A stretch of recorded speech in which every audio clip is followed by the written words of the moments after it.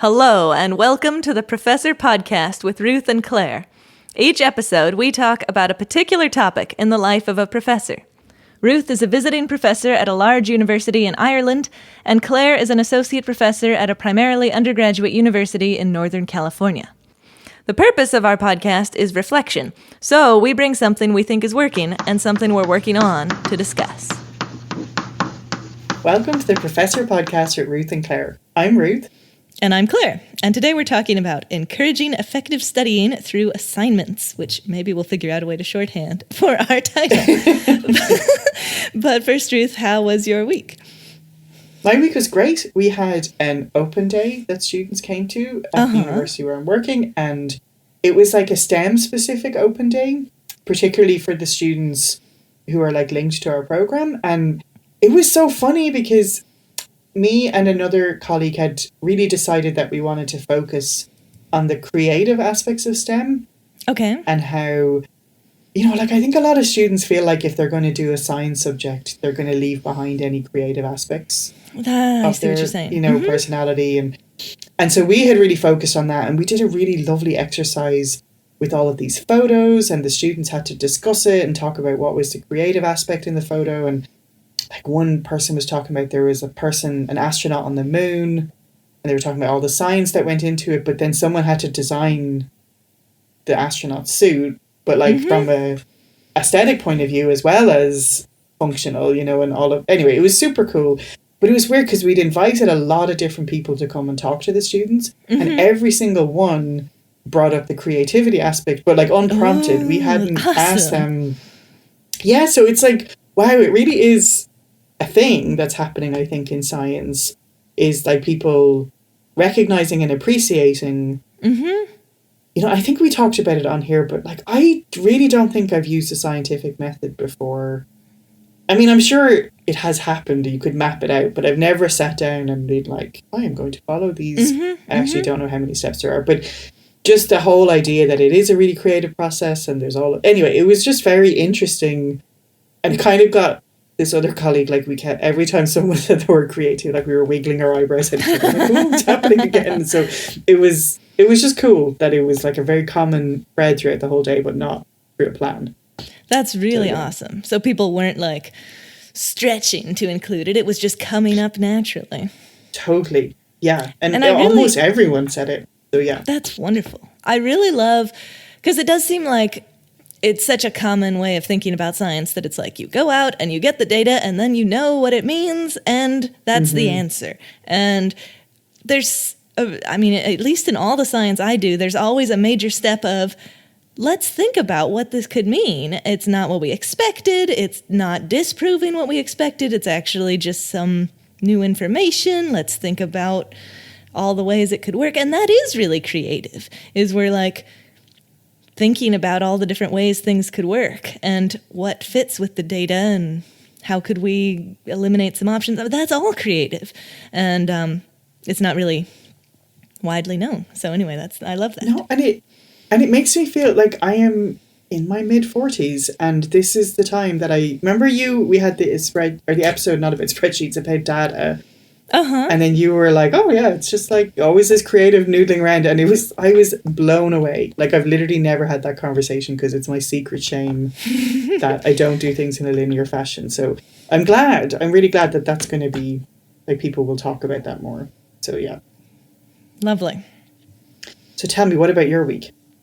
My week, I feel like this is a cyclical thing for me, and we kind of talked a lot about email last week, but I accidentally became chained to my email again, which is especially absurd because I'm on sabbatical. And like, hard.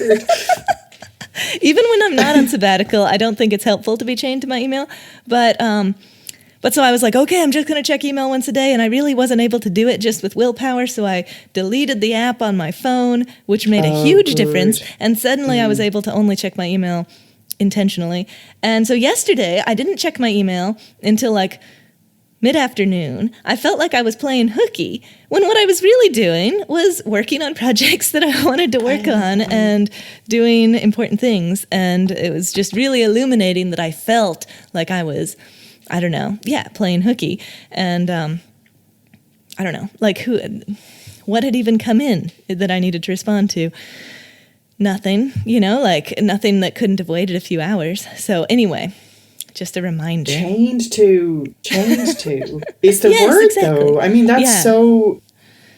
Do you know, I remember, because I think I was saying to you, I only got a phone 8 years ago that had email on it. And I remember going through a phase where just being so frustrated with myself being chained to my email. I think I tried to make a rule that if this was a situation where I wouldn't take out my laptop and like log in and open the laptop and like do the whole thing, then I should not. Like, I really don't think I would turn on my laptop like as I'm getting into the shower or while you know what I mean? Like, that's not going to happen. And so why am I doing that on my phone? Yeah, totally. So, but it's so, I mean, I appreciate you saying that, because to me, you're very mindful about things. And so if you accidentally get chained to your email... Oh my goodness, so easily. It's very helpful, yes. Yeah, and I was using it kind of as like a break. Whenever I was like stuck on something or wanted to pause whatever I was doing, I'd check my email real quick, which of course is very distracting and also not even what I wanted to do. And I don't know. So anyway, I'm really glad that... For me, the phone was kind of where I kept slipping into checking my email. And so having... Dude, email's like... Because it's sort of a weird crutch for me, too, where I think it gives me the illusion of productivity. So I started to make a rule that I read on the train, like a book, and not my phone. And it's really relaxing and it's really helpful. But then I feel guilty or something. Like I should be doing... And I'm not doing effective work emails on my phone. That's I'm the reading thing. Nonsense, but... Is like who, yeah. Productivity illusion. Yeah, exactly. It's an illusion. I agree. So, anyway. I feel like we're accidentally going to have another email episode. Accidentally chained to the email episodes. Yes. So we're actually talking about, this came up. Oh, wait, I have a quote. Sorry. Oh, I'm so sorry. Tell me. No, you're fine. No, totally. I was like, I almost forgot, and then I was about to start. So one of my favourite writers of all time is Margaret Atwood. Oh, yes. She's amazing. And I was looking for a quote of hers, and a lot of them are quite sweary and grim. So I was like, okay, but this is not, so you'll be relieved to know. But it is, if I waited for perfection, I would never write a word. Which is basically why I've never written anything with this fucking thing. You know what I mean? But so, anyway, I really liked it and appreciated it. So I love that. It reminds me of a concept of the blank page is perfect. There's no mistakes on it. But like you also haven't done anything. So. Oh my God, that's the story of my life. But I know. Okay, so yes, tell me, what are we talking about today? So we're talking about, it started with the concept of homework, but I think I'm thinking of it more broadly as assignments and setting up the class to encourage whatever kind of studying practice would be effective for learning the stuff that you're trying to learn in the class. And so I'm thinking about it in particular because I'm teaching general chemistry, which is like our intro class in the fall. I've only taught it once before, so new for me. And I have been teaching the analytical chemistry series, which is an upper division one, and I've been restructuring the homework for that class. And I've been coming up with some, teaching philosophy things about homework. What do I think would be useful? And I devised some homeworks for them, and I think they have a little more revision to be done, but I'm feeling pretty good about them. But then when I thought about, okay, now I'm going to apply that to intro chem, I was like, I'm a little concerned about, I think the issues that I have are going to be expanded in an intro class where the students are less familiar with chemistry, less familiar with how to study for chemistry classes, how to learn chemistry concepts. And so so I'm kind of rethinking. And so I'll talk more about all of that, but that's kind of why we're talking about it right now. But yeah, the goal is structuring homeworks and or quizzes and or whatever to facilitate the students and to reward and encourage the students to do whatever it is that I think would be actually useful for them to learn the concepts and the skills that the class has. Yeah, and it's tricky. It's very tricky. Because I think even when you think about what you want homework to be, like sometimes that it's just not clear. Yes, because sometimes it's like, if you ask a student what the point of homework is, I'm sure they would just feel like it's a punishment thing or like some hoops they have to jump through. But yeah, like we're talking about actually developing a skill set. Yeah, exactly. And I'm very aware, I like games and understanding strategy and how to get towards winning. And I'm completely aware and have no problem with the fact that the way I set up the grading in the class encourages doing the things that will lead to the good grades. And so I have no problem with that. I want to work with that and set up things so that the things that lead you to getting good grades are also the things that lead you to learning the stuff that will also help you get good grades. It's all connected. It should all be congruent. And I think that's not always, because when I started teaching was like, we have X amount of points for this because we have to have this thing without any thought about, and I think it's really important to have grades for things that you find important. Do you know what I mean? And that you value. So yes. Yeah. So maybe I'll start with what's working for me, which is, I'll give you a little quick summary of the homeworks that I've been doing for my analytical chemistry classes and the philosophy behind it. So the idea is that I wanted it to be really clear from the student's perspective what the goal was. The goal is you can do this level of difficulty problem, and here's a bunch of examples of them, and you want that's what's going to be on the exam, that's what we're trying to get to. And to also give them some scaffolding to get there. So a whole bunch of problems that start off pretty easy, pretty simple, and some examples of how to work through them, and then gradually building up in difficulty until we get to the more difficult problems. So my idea was that they have many practice problems. They know that their goal, it's been very explicit, their goal is to be able to do the highest level difficulty problems, which are clearly labeled, and they have clear scaffolding for how to get there. So if they can't just do those from the get-go, start with level 1 problems, or maybe start with level 1 problems, and if they seem too easy, skip to level 2 problems. And so that was kind of my goal, was clarity, this is what you're trying to be able to do, and scaffolding, how do you get there? But the problems with my current setup are, I was giving them a lot of flexibility. Pick 10 or however many problems I assigned, 15 problems this week, whichever ones you think are most helpful for you, and do the work. And I wasn't grading them on accuracy because I was telling them explicitly the goal here is practice. You must get to this level, and I'm giving you grades based on that you've spent some time practicing the problems.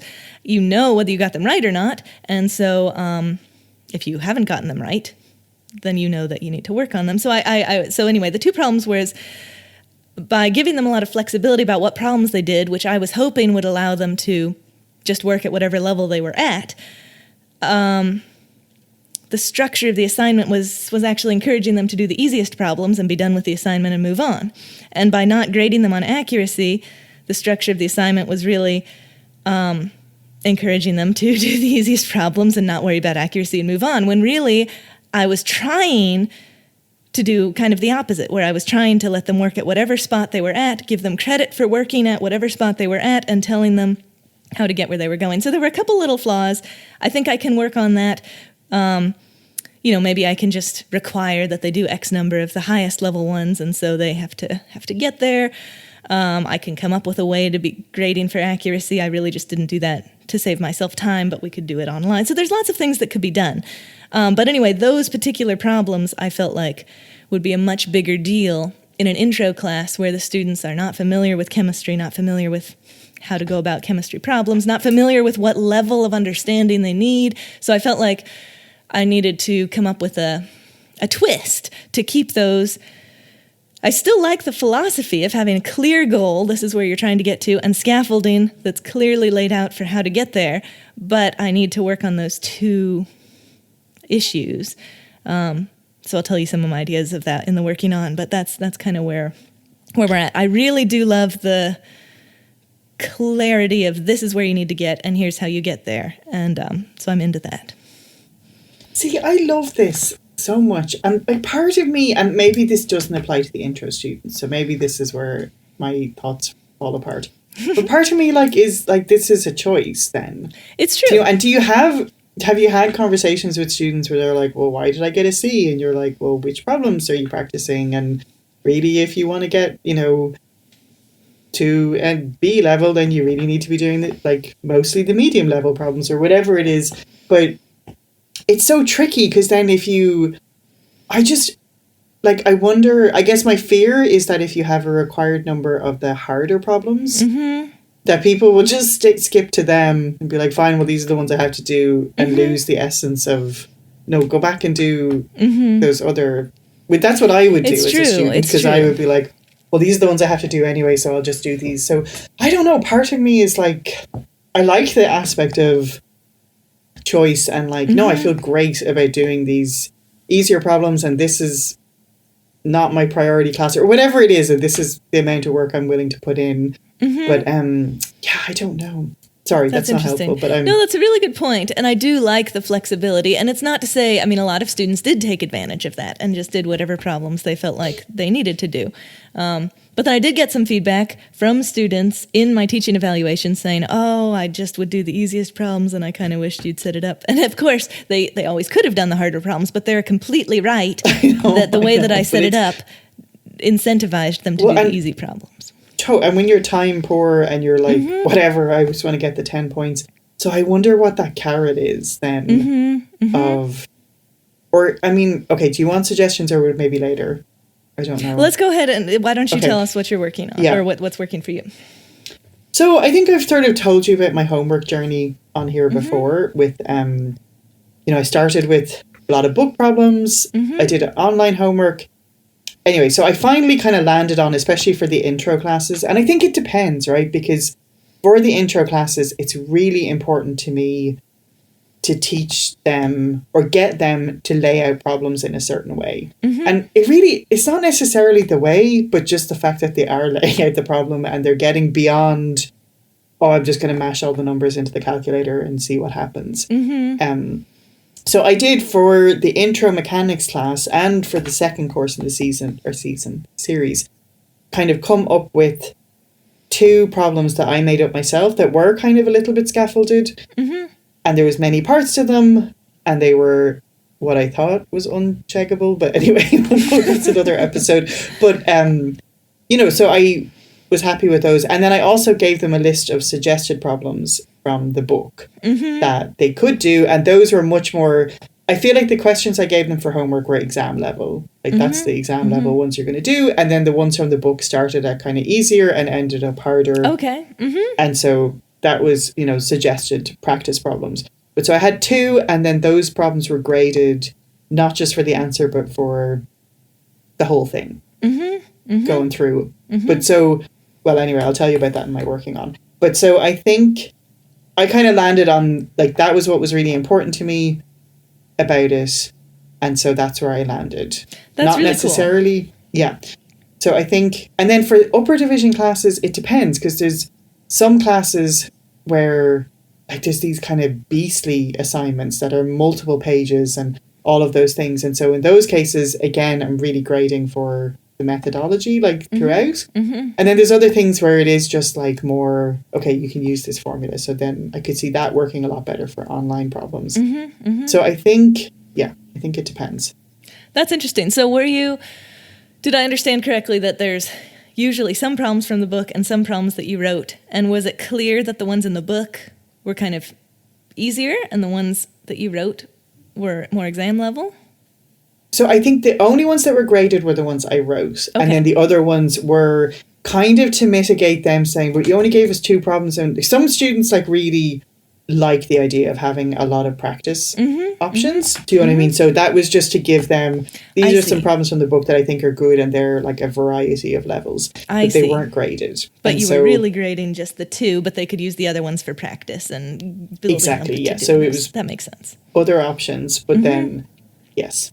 So that's was, cool. I think, for me, trying to really get at the laying out of the problem, maybe more so than, That's cool. Numbers. I like that. Interesting. I have a lot more to say about it, though. I'm just going to leave it there because I have more to say about it in the working on. Maybe so should we just go into your working on so we can stay congruent here?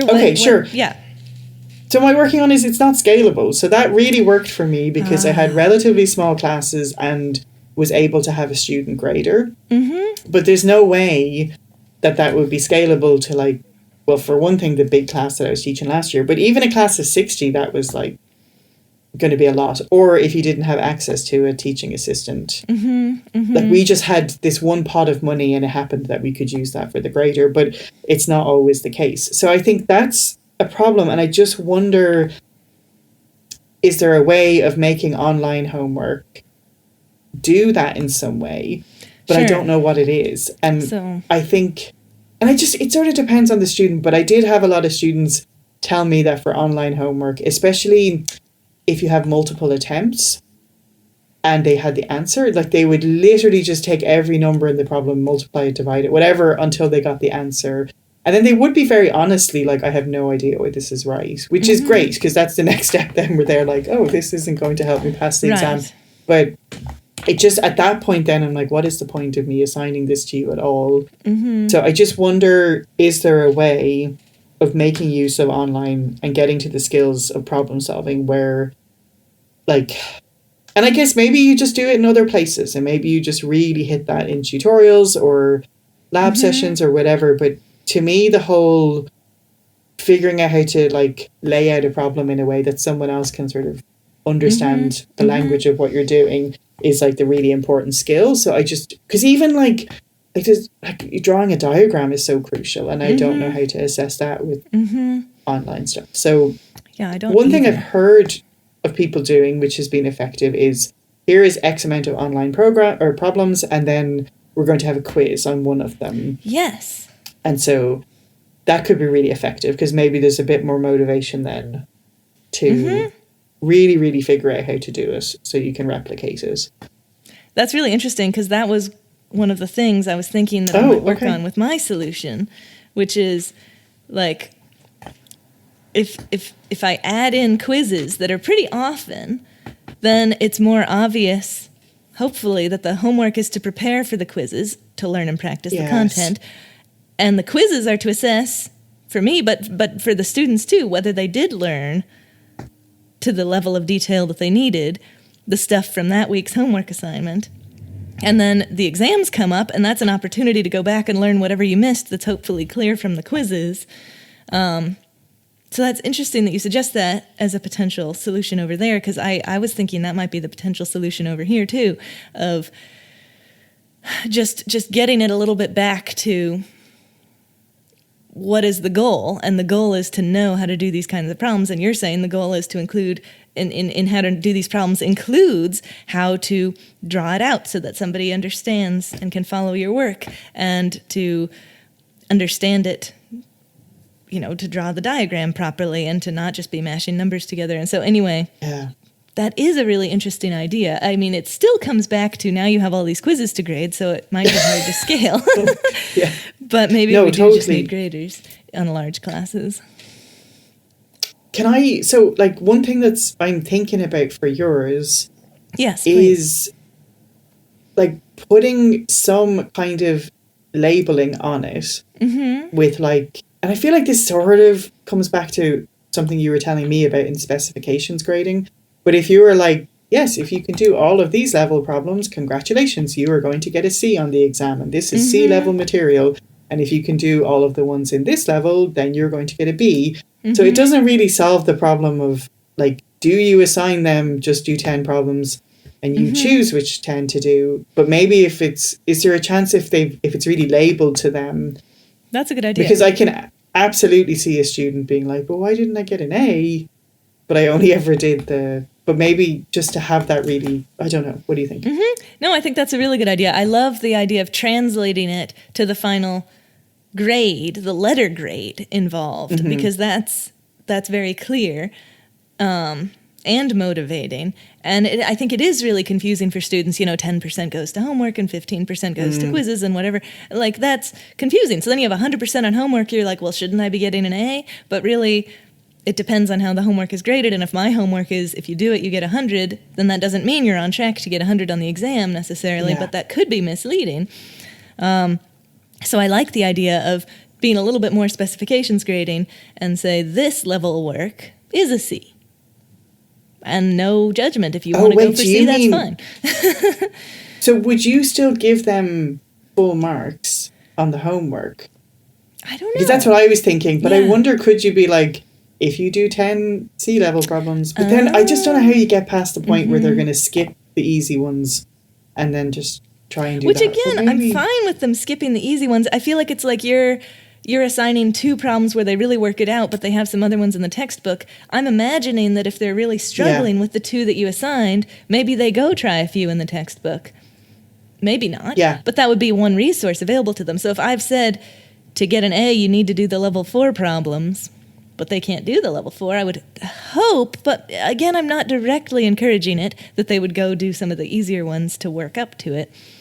It is tricky. How much of a nightmare for you? Wait, have you written all of these problems, or are they book problems? I did for the analytical chemistry. I haven't done anything for general chemistry yet. But I wonder how much of a nightmare would it be in the A-level problems, or whatever you want to call them, to be, if you're stuck, go back and do C-level problem 2, like this would get you there. Or that wouldn't be hard at all. I know. think I mean, it could even be I think it would be a general thing of, if you're stuck on these problems, you need to step back a level to those problems. Yeah. I think that would be true. But that's really interesting what you're saying about how much you value, and I agree with you, the process, and how hard it is to grade that in some automated way. And I'm wondering, I mean, I suppose we could come up with some like artificial thing like, what do you notice about the units and how they could cancel? And you have to answer that. And then next, something like that. Yeah, interesting.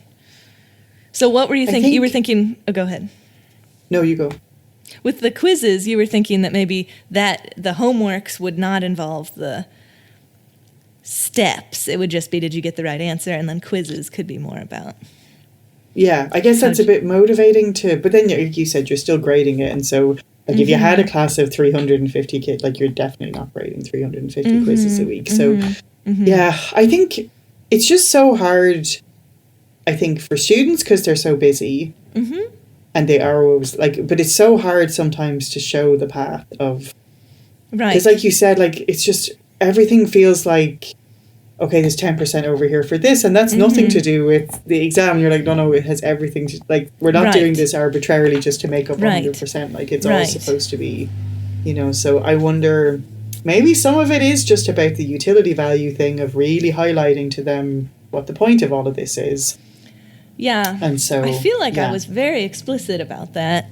And so I really dream of a setup where the point system reinforces and is completely congruent with the actual what would benefit you to learning this stuff, That's my ultimate dream.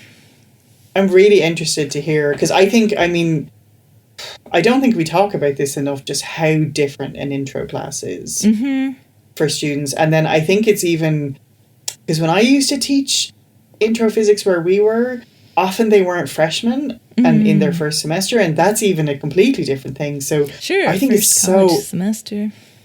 Yeah, I mean, I love the way I'm like, they're like, we're experimenting on rats or something. But I'm so interested to hear how this is going to pan out, and I wonder, could there be a really simple intervention like doing these problems will only get you a C level? Or yeah, it's really interesting. I like that idea. Like the quiz where they have to, like, I'm super curious. I want to hear more about this as you're doing it.